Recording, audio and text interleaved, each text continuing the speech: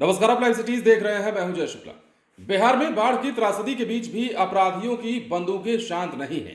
अपराधी एक के बाद एक इस प्रकार की घटनाओं को अंजाम दे रहे हैं, जिसके बाद दहशत का माहौल कायम हो रहा है और बड़ी खबर निकलकर सामने आ रही है। और ये बड़ी खबर बिहार के रोहतास जिले से है, जहां पर एक लेडी डांसर को सरेराह गोली मार दी गई है और गोली मारने के बाद उसकी हत्या की गई है।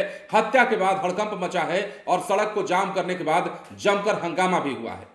अब देखिए कैसे क्या कुछ हुआ हम आपको बताते हैं। दरअसल रोहतास जिले के जमुहार के पास सोमवार की रात अज्ञात अपराधियों ने 20 साल की नर्तकी की गोली मारकर हत्या कर दी।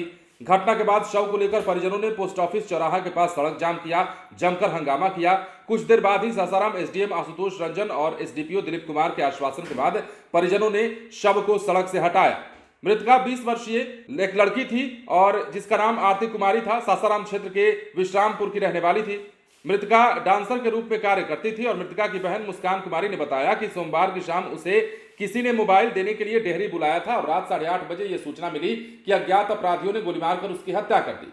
सूचना के बाद परिजनों ने उसे सासाराम सदर अस्पताल ले जाने का काम किया, जहां चिकित्सक उसे बचा नहीं पाए, मतलब मृत घोषित कर दिया।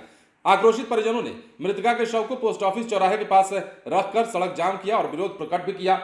लेकिन इधर डीएसपी दिलीप रंजन का कहना है कि मृतका के पति से विवाद चल रहा था, पति उसे मिलने के लिए बुलाया था। इसके बाद यह घटना घटी है और घटना के बाद पति भी फरार है।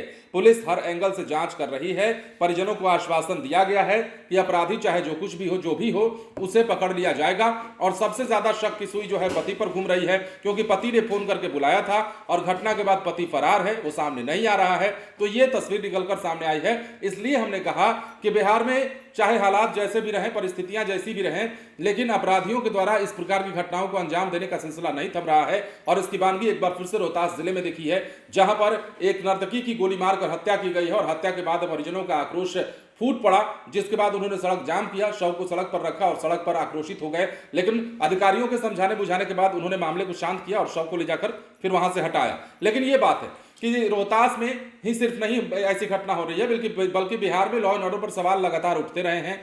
एक 2-4 दिनों से बिहार में बाढ़ के जो हालात पैदा हुए हैं, उन हालातों में भले ही इस प्रकार की खबरों को तरजीह ना दी जा रही हो, लेकिन ऐसी घटनाएं अब भी हो रही हैं। और इन त्रासदी के बीच भी गोलीबारी का सिलसिला बिहार में जो है रुकने का नाम नहीं ले रहा है और इसकी वानगी हर रोज दिखती है। लॉ एंड ऑर्डर पर सवाल हर रोज उठता है। क्राइम बुलेटिन हर रोज लगभग 2-4 दिन पर तेजस्वी यादव जारी कर ही देते हैं, लेकिन बिहार में अपराध का सिलसिला जो है कम होने का नाम नहीं ले रहा है।